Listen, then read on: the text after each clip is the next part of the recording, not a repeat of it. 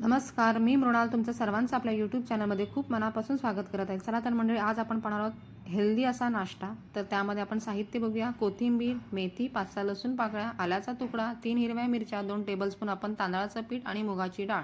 मुगाची डाळ ही रात्री भिजत टाकली होती, ती मिक्सरमध्ये घेऊया. त्यामध्ये लसूण घालूयात, मिरच्या घालूयात, आल्याचा तुकडा, अर्धा चमचा जिरे, पाव चमचा हळद, अर्धा चमचा धने पावडर.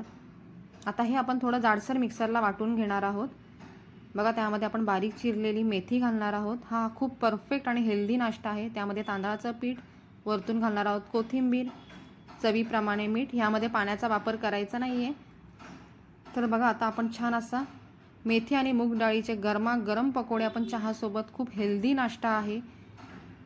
मुलंही खूप आवडीने खातात आणि तुम्ही ही रेसिपी घरी नक्की ट्राय करा. तुमची रेसिपी कशी झाली हेही मला कमेंटद्वारे सांगा. आणि ही रेसिपी तुम्हाला आवडली असेल तर आपल्या यूट्यूब चॅनलला सबस्क्राईब करा.